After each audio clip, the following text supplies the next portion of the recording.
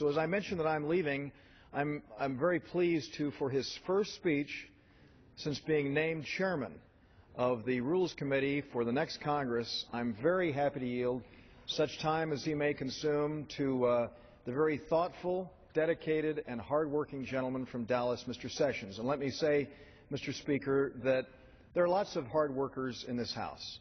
And we all learned as kids there's a differentiation between a workhorse and a show horse. And I've got to tell you something, Mr. Speaker, and you know this very well.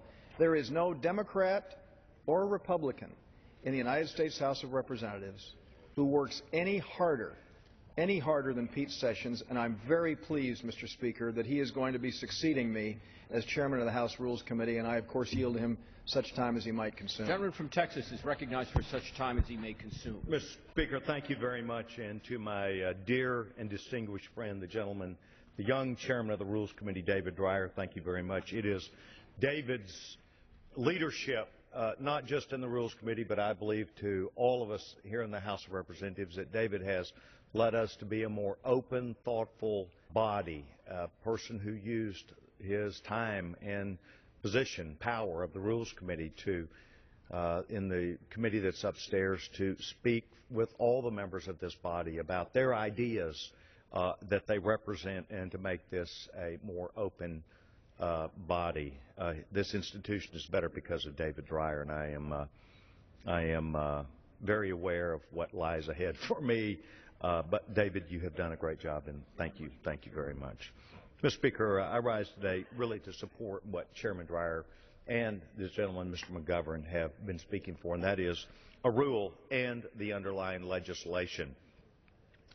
There are over 23 million Americans right now looking for work that are either over or underemployed in our country, Mr. Speaker. So today is a jobs bill. Another jobs bill that is important, and permanent normalized trade relations with Russia and Moldova will provide that much needed boost, just a little bit, but a boost to the direction of adding jobs and making sure that the jobs that we have here in this country to provide goods and services to another country on an equal basis is important. This PNTR vote will mean that we're expected to double exports to Russia in just 5 years, and to help create and strengthen jobs in this country while providing Russia with a great product at the right price, whether it's in manufacturing, agriculture, or the service industry. I believe this is an important bill for us to move on a bipartisan basis. Russia is the 9th largest economy and has a population of about 142 million people. It has a large and growing middle class, and Russia holds outstanding potential for the United States, not just in the business interest, but also for goods and services to make the Russian people even better. My home state of Texas is the top exporter to Russia among U.S. states, and Texas imports to Russia are growing faster than its exports to the rest of the world. Specifically, Texas exported $1.6 billion worth of goods to Russia in 2011. We in Texas value this relationship, the jobs, the exporting, and the ability to have better products and services in Russia, with the Russian people making those decisions to buy these products and services. This legislation today will only help us build on that success, growing not just more jobs, but really the American economy. So I will say this on behalf of all of us.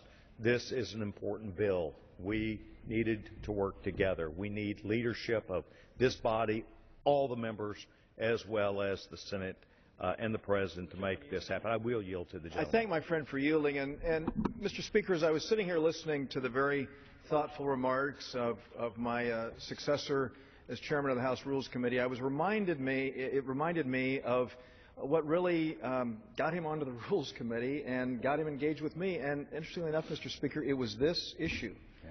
It was the issue of breaking down barriers to allow for the free flow of goods and services and capital. When he first came to this body, Mr. Speaker, we were in the midst of our battle on China's accession to the World Trade Organization and establishing PNTR at that juncture, which has been a great thing. Not that it's been problem-free, I acknowledge that, but it's been a great thing to be able to take the steps that we have. And it was Pete Sessions, Mr. Speaker, who came to me and said, I want to help you with this. And I actually gave him an assignment, and it was to talk to a half-dozen members about how important this. Mr. Speaker, in less than an hour, he came back to me, having done the job right then. And that's why I describe him as the person, as I say, no one in this institute. There are a lot of hardworking people here.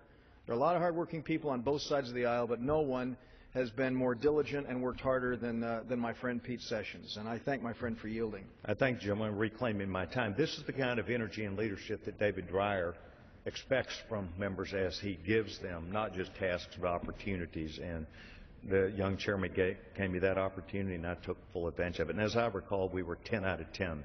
All of them voted for it also. So I didn't just make up all of them. Mr. Speaker, this is an important bill we're doing today. This is worthy of our time, and I'm delighted that we're joined by our friends. I yield back my time. Gentleman yields back. The gentleman from Massachusetts.